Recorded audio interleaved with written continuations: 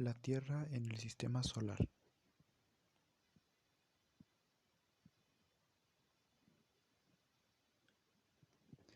Esperando que ustedes y su familia se encuentren bien, me corresponde a mí, Emanuel Aragón Castellanos, alumno del quinto semestre del Llevo Plantel 23, dar comienzo con este tema, la Tierra en el Sistema Solar.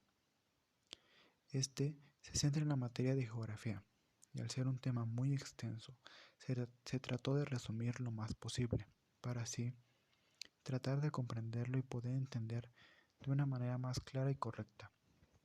Sin más que decir, doy comienzo con esta exposición, esperando que sea de su agrado y favorezca sus conocimientos. Gracias.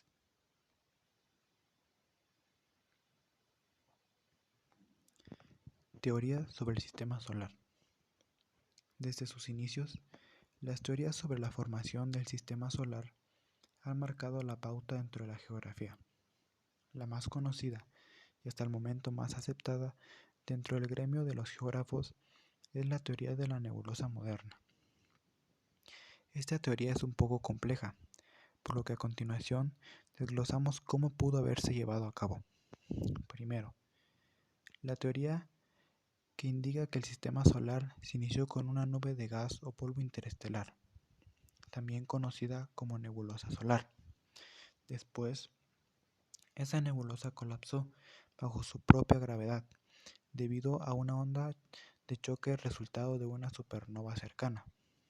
A medida que la nube colapsó, su centro aumentó su temperatura lo suficiente para vaporizar el polvo de su alrededor. Luego, el centro se comprimió y se creó una protoestrella, mientras que el resto del gas orbitó a su alrededor.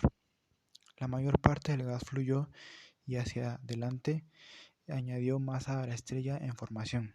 Sin embargo, debido a que el gas rotaba de un lugar a otro, la fuerza centrífuga no dejó a que algunos gases llegaran a la protoestrella, creando un disco de acreción o protoplanetario alrededor de la estrella. Finalmente, este disco irradió su energía mientras se enfriaba, lo que fue creando a los planetas. Sin embargo, no es la única teoría propuesta que resulta razonable. Existen 4 teorías más respecto al nacimiento de nuestro sistema solar, que enseguida presentamos. Teoría de los protoplanetas. Sugiere que en un inicio surgió una densa nube interestelar, que en su base formó un cúmulo. La dimensión de las estrellas resultantes fue grande, además tenía bajas velocidades de rotación. Teoría de captura. Establece que el Sol mantuvo una interacción con una protoestrella ya concebida y próxima, de la cual extraería materia suficiente. Teoría laplaciana moderna. Menciona que la condensación del Sol contenía granos de polvo sólido, los cuales, a causa del roce de sus centros, frenaron la rotación solar. Un momento después, la temperatura del Sol aumentó y el polvo se evaporó. Teoría de acreción. Sugiere que el Sol pasó a través de una densa nube interestelar y emergió rodeado de un envoltorio de polvo y gas. Teoría del Big Bang. Esta es una de las más conocidas también. Supone que hace entre 12.000 y 15.000 millones de años, toda la materia del universo estaba concentrada en una zona extraordinariamente pequeña del espacio y explotó, lo que provocó que la materia fuera impulsada con una gran energía en todas direcciones. Los choques y el desorden hicieron que la materia se agrupara y se concentrase más en algunos lugares del espacio, lo que formó las primeras estrellas y las primeras galaxias. Desde entonces el universo continúa en constante movimiento y evolución. Estructura y fenómenos solares. Los fenómenos solares se dan a causa de una actividad magnética del mismo Sol al sobrepasar los parámetros comunes. Todo esto dentro del ciclo solar. Al representarse una cierta contracción de las líneas magnéticas del astro rey saliendo a la superficie y dando origen a varios sucesos. Para conocer dichos fenómenos es necesario entender la estructura interna del Sol, la cual vemos aquí en esta imagen. Cada parte representa una función. Por ejemplo, el núcleo es el productor de prácticamente todo el calor y energía del Sol. La zona radiativa es la capa interior de una estrella a través de la cual se transporta la energía hacia el exterior, esto gracias a la difusión de radiación. La tacoclina es la zona de transición del Sol, que se produce entre el interior radiactivo y la zona convectiva externa. Zona convectiva, como su nombre lo indica, es el lugar donde se transmite la energía por convección. Consiste en el movimiento de masas de plasma a la estrella que comúnmente tiene una corriente convectiva circular aunada al plasma caliente ascendente y al plasma frío descendente. Después tenemos a la estructura exterior del Sol, la cual se compone de una fotosfera solar, también conocida como una superficie solar, y es la fuente de luz solar más grande del astro rey. La cromosfera solar es la capa que se ubica por encima de la fotosfera. Es visible al momento de dar eclipse de Sol, ya que por la débil luz que ella emana es complicado visualizarla. Zona de transición es una capa o zona donde se genera un aumento considerable de la temperatura en la energía emanada del Sol. Y por último, la corona solar, conocida por ser la capa más externa del Sol. Es visible solamente en eclipses solares. De entre toda la estructura anterior aplicada, se suscitan los siguientes fenómenos. Fulguración. Son explosiones que se dan en la superficie solar al liberar energía magnética de los campos magnéticos del Sol. Granulación. Son estructuras parecidas físicamente a las células con tamaños variables y que presentan en la superficie de la fotosfera. Fáculas. Se tratan de zonas brillantes creadas en cañones entre los gránulos y producidas mediante la concentración de líneas de campo magnético. Eyecciones de masa coronal. Son nubes magnéticas inmensas que son arrojadas de la superficie solar trayendo consigo partículas y plasma solar. Filamentos y protuberancias solares. Formados desde el interior del Sol, se esparcen hacia afuera de manera recta, juntándose en ese recorrido con otra carga magnética que se encuentra en la superficie. Agujero coronal. Es el área de la superficie donde se da la apertura de líneas de campo magnéticas hacia el espacio. Manchas solares. Son fenómenos temporales en la fotosfera, representados por puntos oscuros provocados por actividad magnética constante, aunado a que dicha área presenta descensos en la temperatura superficial.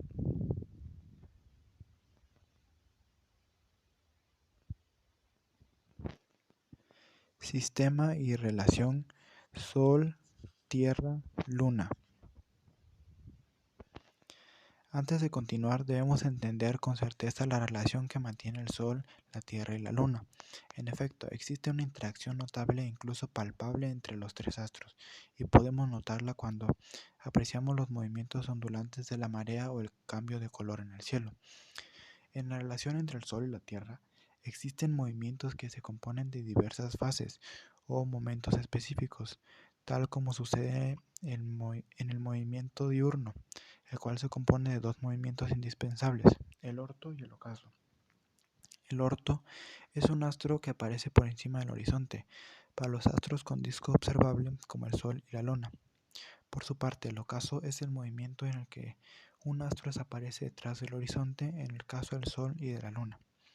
También tenemos otro movimiento que concierne a la relación Sol-Tierra, y es el crepúsculo.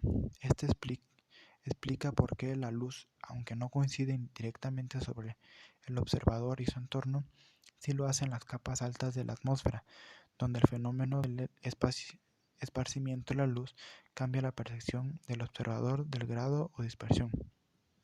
Existen dos tipos de crepúsculo, es el crepúsculo matutino y el crepúsculo vespertino. Después tenemos a la influencia del Sol y la Luna en la Tierra.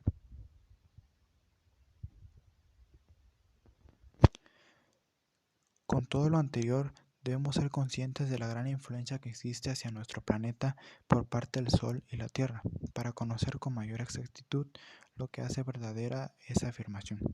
Veamos los puntos que cada uno de nuestros astros generan dan paso a fenómenos que ocurren en el mundo. Influencia del Sol. El clima se ha afectado por la radiación solar. Las tormentas de radiación solar inutilizan los satélites. A partir del efecto invernadero, la superficie de la Tierra puede mantener una temperatura soportable para los seres humanos, ya que de lo contrario podríamos tener periodos de menos 18 grados centígrados, totalmente distintos a los 14 grados centígrados que comúnmente son los que tienen por aguantables. Los cambios de luminosidad se producen por la energía procedente del Sol hacia la Tierra. Después, la influencia de la Luna. Las mareas se generan gracias a su fuerza de gravedad trayendo el agua hacia sí misma. El mismo origen da la vida, con el choque entre el planeta del tamaño de Marte y la Tierra, arrojando roca líquida, creando la Luna y desarrollando así cambios químicos en el planeta.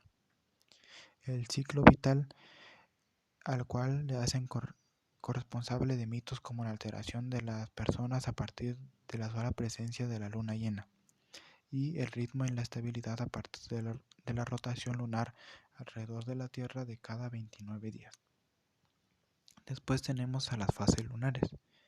Las fases lunares son eventos elípticos de la luna, en los que ésta se puede visualizar iluminada de manera parcial o completa en cualquiera de sus hemisferios del planeta. Estas fases se dan por dos razones. La primera, el orbitar de la Luna alrededor de la Tierra, y la segunda, porque la Luna se refleja la luz al Sol como espejo. Existen diversas fases. Por ejemplo, la primera es la Luna Nueva. En esta, también conocida como novilunio, se caracteriza por ser muy difícil de ver, casi entre un 0 y 2%, ya que está oscura en casi su totalidad, solamente siendo destacable por el contorno de la luz que hace por detrás del Sol. Después tenemos a la luna creciente. Se hace visible entre 3 o 4 días después de la luna nueva. Se presenta tras la puesta del Sol, recorriendo su órbita entre 45 y 90 grados. Después tenemos al cuarto creciente. En su presentación icónica brinda una iluminación del 50% de su totalidad, desde el mediodía y durando 12 horas en su total, alzándose en medio de ese tiempo. Después, la luna gibosa creciente. Presenta más de la mitad de su totalidad iluminada entre el 66 y el 96%. Luego, la luna llena. Se visualiza completa y esplendorosa entre el 87 y el 100% de su totalidad, presentando a la luna, el sol y la tierra alineados de manera recta. Después tenemos a la luna gibosa menguante. Comienza el efecto contrario al que venía aconteciendo. La totalidad de la iluminación empieza a disminuir, viéndose entre un 51 y 99%. Después tenemos a la luna cuarto menguante. En esta ocasión ocurre lo contrario que en el cuarto creciente, con la otra mitad de la luna iluminada viéndose de los mismos lados en los hemisferios de la gibosa menguante. Se presenta a la medianoche, pudiéndose ver más alta en el amanecer. Y por último tenemos a la luna menguante. Es la última fase antes de comenzar un nuevo ciclo lunar. Se le conoce también como luna vieja y le precede la luna nueva. Bueno, aquí puse unas ilustraciones de cada fase lunar. Y por último tenemos a el eclipse. La palabra eclipse proviene del griego, que quiere decir desaparición o abandono, y señala la ausencia del sol en el cielo. Un eclipse se produce cuando un planeta o luna se interpone en el camino de la luz del sol. Y por último, la marea, que es el cambio periódico del nivel del mar, producido principalmente por la fuerza de atracción gravitatoria que ejerce el Sol y la Luna sobre la Tierra. Aquí vemos la interacción que tiene la Luna con la Tierra, y esto lo hemos reflejado en las mareas. Y pues bueno, esto sería todo de mi parte. Soy del equipo 1, pero mis compañeros por ciertas razones no pudieron estar conmigo, así que yo lo hice solo. Espero les haya agradado y les haya gustado. Gracias.